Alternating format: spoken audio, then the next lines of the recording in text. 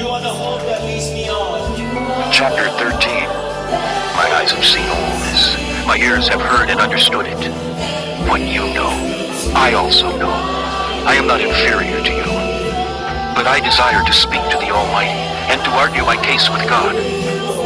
You, however, smear me with lies. You are worthless physicians, all of you. If only you would be altogether silent. For you, that would be wisdom. Hear now my argument, listen to the pleas of my lips. Will you speak wickedly on God's behalf? Will you speak deceitfully for him? Will you show him partiality? Will you argue the case for God? Would it turn out well if he examined you? Could you deceive him as you might deceive men? He would surely rebuke you if you secretly showed partiality. Would not his splendor terrify you? Would not the dread of him fall on you?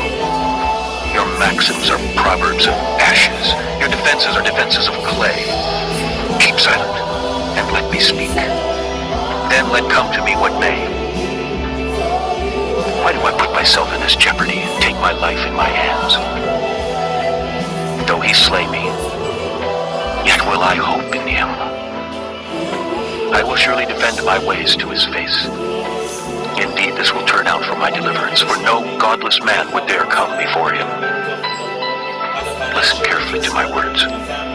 Let your ears take in what I say. Now that I have prepared my case, I know I will be vindicated. Can anyone bring charges against me? If so, I will be silent and die. Only grant me these two things, O God, and then I will not hide from you. Withdraw your hand far from me, and stop frightening me with your terrors. Then summon me and I will answer. Or let me speak and you reply. How many wrongs and sins have I committed? Show me my offense and my sin. Why do you hide your face and consider me your enemy? Will you torment a wind-blown leaf? Will you chase after dry chaff? For you write down bitter things against me and make me inherit the sins of my youth. You fasten my feet in shackles. You keep close watch on all my paths by putting marks on the soles of my feet. So man wastes away like something rotten, like a garment eaten by moths.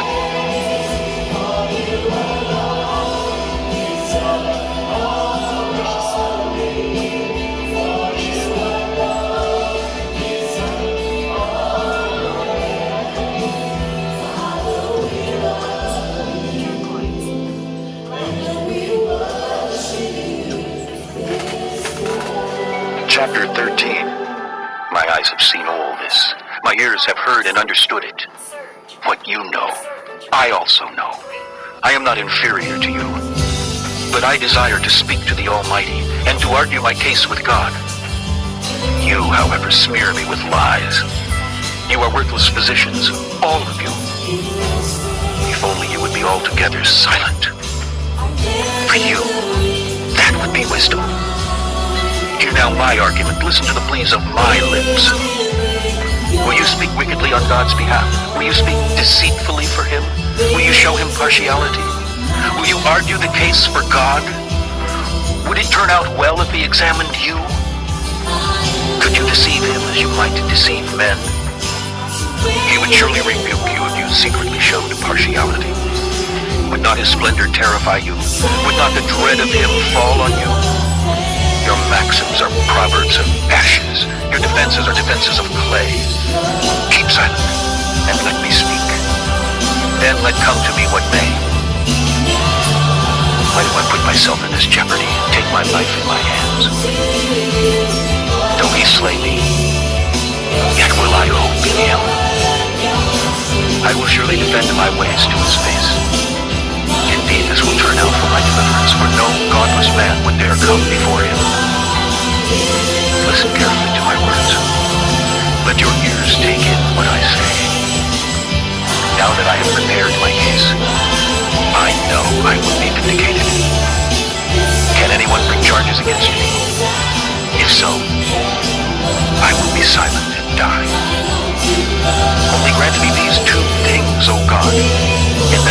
hide from you. Withdraw your hand far from me, and stop frightening me with your terrors. Then summon me and I will answer. Or let me speak and you reply. How many wrongs and sins have I committed? Show me my offense and my sin. Why do you hide your face and consider me your enemy? Will you torment a wind-blown leaf? Will you chase after dry chaff? For you write down bitter things against me and make me inherit the sins of my youth. You fasten my feet in shackles. You keep close watch on all my paths by putting marks on the soles of my feet. So man wastes away like something rotten, like a garment eaten by moths.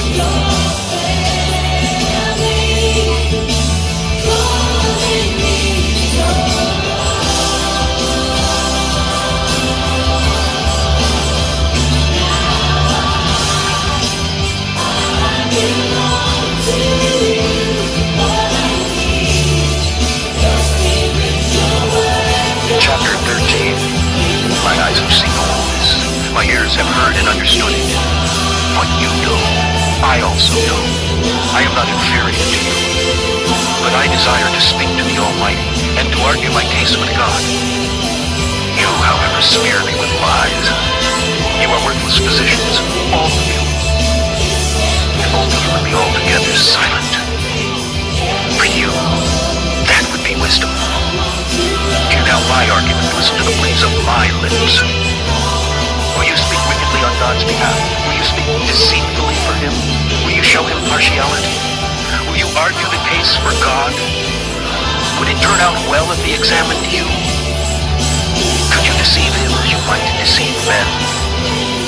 He would surely rebuke you if you secretly showed partiality. Would not his splendor terrify you? Would not the dread of him fall on you? Your maxims are proverbs of ashes. Your defenses are defenses of clay. Keep silent, and let me speak. Then let come to me what may. Why do I put myself in this jeopardy and take my life in my hands? Though he slay me, yet will I hope in him. I will surely defend my ways to his face. Indeed, this will turn out for my deliverance, for no godless man would dare come before him. Listen carefully to my words. Let your ears take in what I say. Now that I have prepared my case, I know I will be vindicated. Can anyone bring charges against me? If so, I will be silent and die. Only grant me these two things, O God, and then I will not hide from you. Withdraw your hand far from me, and stop frightening me with your terrors. Then summon me and I will answer. Or let me speak and you reply. How many wrongs and sins have I committed?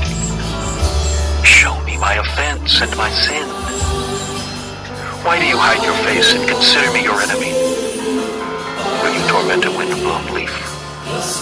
Will you chase after dry chaff?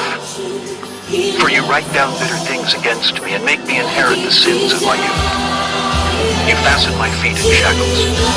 You keep close watch on all my paths by putting marks on the soles of my feet. So man wastes away like something rotten, like a garment eaten by moths.